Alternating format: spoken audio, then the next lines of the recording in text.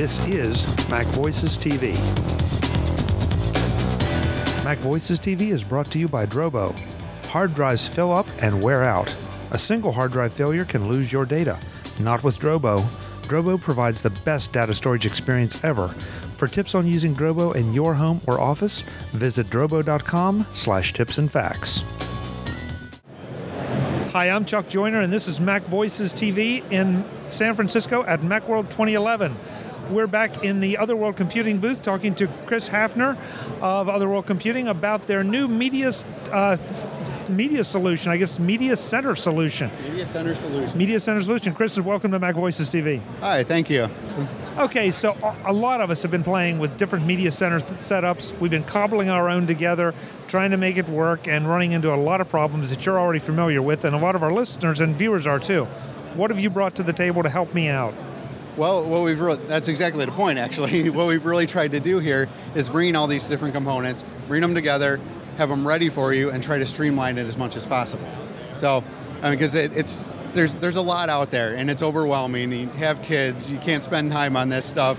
You know, it's definitely overwhelming, and we're just trying to help simplify it a little bit. So, the other interesting thing before we get into the demo is that you advertise this as a 3-screen solution, which really intrigued me. And I thought for a second you're going to throw 3 monitors at me, but you meant 3 screens in another way. Yeah, it's how we're bringing it down to the simplicity of it. So we're trying to keep it amongst 3 primary applications. So 3 or 4, we can fudge a little bit there, but 3 or 4 primary applications. So walk us through what all we're doing here and what I'll get if I purchase this solution.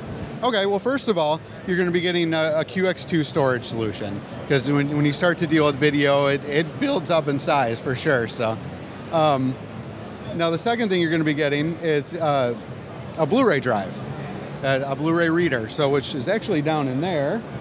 It's a small portable unit, bus powered, and so cutting down on the cord clutter again. That's another problem we all have. So. And the third thing is getting an HDTV tuner or recorder.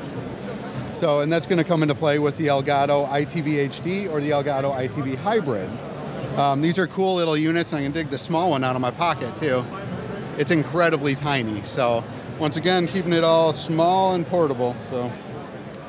So tiny I can't even find it. There we go. So, it's small.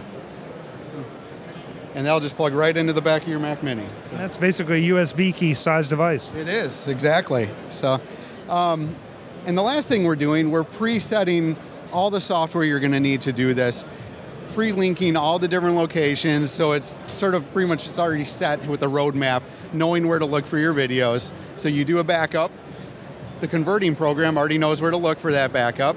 Once it'll set it in its own location, then from there you can do the final naming, add it into the final folder, and Plex is another main portion of this whole setup. Plex Media Center application will automatically, just based on that naming structure, will look up all the information on the internet to get the movie poster, the music artwork, the description of the movie or TV show, whatever, and present it to you really nicely. So.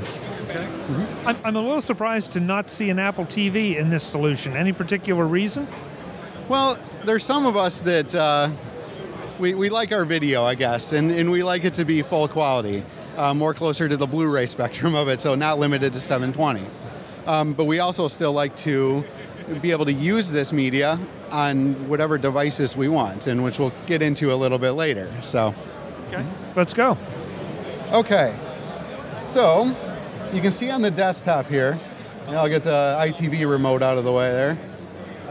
We have preset locations that are going to have the backed up videos folder, the converted videos folder, and then the dragging to add folders, I like to call them. So this is the QX2 that's on the desktop. You can see those folders again. These are actually where everything's going to reside. Now, backing up video is the first step. So, and this is a big heavy focus on video because it's a media center. So for your home theater. So. We'll include a pre-licensed version of Make MKV. It's free while it's in beta, but we're going to get rid of all the notices that pop up telling you it's in beta. We're just going to give you the pre-licensed version. So this will let you back up your DVDs and Blu-rays. And from the backups, you can use pre-installed Handbrake, and Handbrake's an open source product, GPL license. Incredible program. Has easy to use presets over here. So I usually just either select the normal or the high profile. Already preset to locate the backed up video, so it'll open up in that folder for you. Select which one you just backed up and do the conversion. Now you can do different presets for Apple TV and iPad and stuff, but not really that much of an issue. And we're going to get to that in Plex here. So once you're done converting the videos, you simply find it, you then drag it, you drag new movies here. I believe I already have it in there. So. Then Plex runs in the background, and you can open up the Media Manager, which is beautiful. You can edit things from within here, so you can double click and view what it actually comes up with and matches for you. And then the front end, and I can actually go full screen on that, gives you a nice interface that's designed for a TV. So you have the nice big fonts, you can read it from across the room. You can go in, we'll go into movies here. You can see it presents you with the background image, the movie poster, the information about the movie, the rating, the user rating too. And what this does, it grabs this metadata from the internet and allows you to do different things like sort and search, all from this Plex interface. You can back out of there.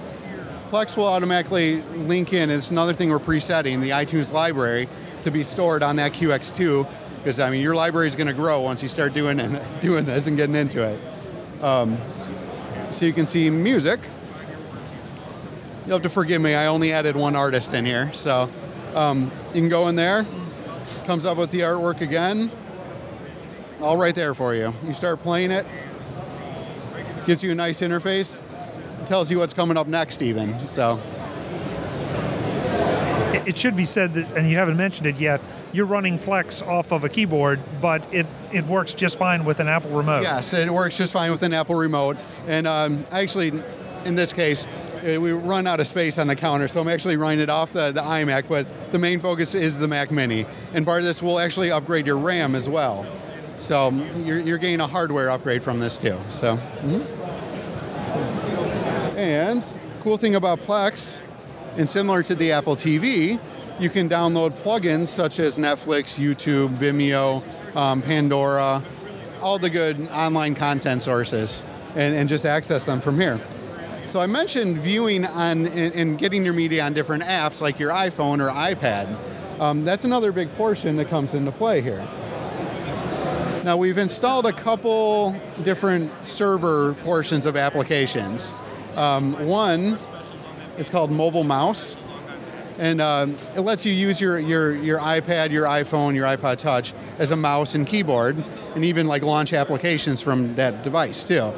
Another thing is Air Video. Now Air Video looks at your video library and lets you stream and do a transcoding on the fly to your device, whether it's through a cellular network or locally on your Wi-Fi network. So you really don't have to worry about encoding in multiple different formats to be able to do this. And Plex actually has all that built in as well. So you can, we just like to give you some options still, you know, pick and choose your applications to some extent. So the Plex portion, you can view it if you go to their website. Give a quick preview there. You can view the video plugins, the music plugins, just anything that's on the Plex application on your media center, you can do on your iPhone or iPad or iPod.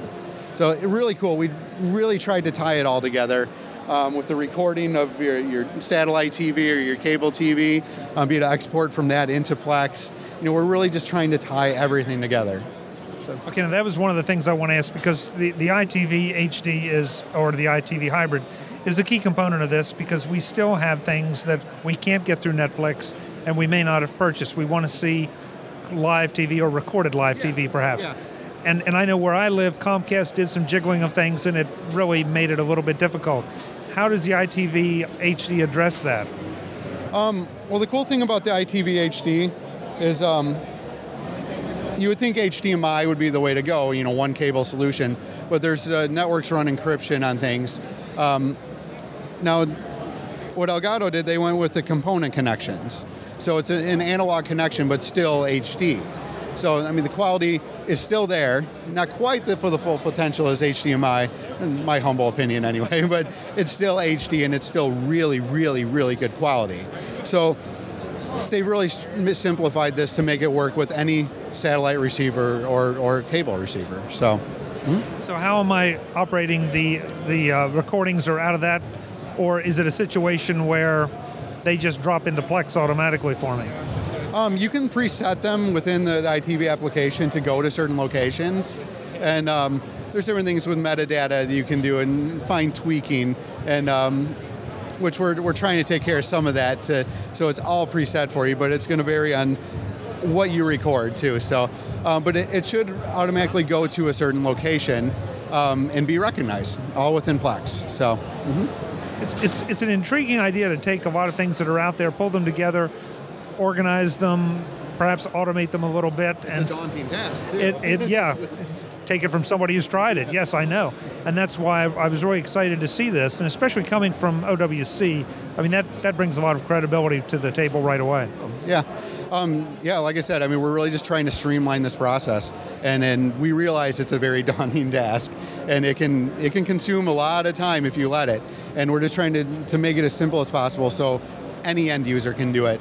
We're going to have cheat sheet guides, quick start guides, I mean, laminated sheets that allow you to walk you through the different steps to do what you need to do in this. So, when is this available, and what kind of price points are we talking about? Because I know that you have a lot of different hardware options here, and I may already own some of these, so I may not need to buy them again. So, well, price options are going to vary. We haven't come out with full pricing yet. The biggest price of the whole bundle is going to be the QX2. Storage can be, you know, when you get into these larger capacities, can get up there on price. We're going to do 4 terabyte, 8 terabyte, and 12 terabyte. So it depends on how much you foresee yourself collecting, I guess. So, and it'll be available in February, actually. So, Buy the 12 terabyte, folks. I know, believe me. It's great, you know. OWC just keeps doing interesting things that make us all more productive, or at least help us get organized, and that's what's going on here. Yep. Yeah, it's what we try to do, so thank you. And in case anybody hasn't figured out by now, the website is? MacSales.com. Great. Craig, thank you so much. Really appreciate it. Good to see you. Good to see you, too. Folks, we'll be back with more from San Francisco on MacVoices TV. Thanks for watching.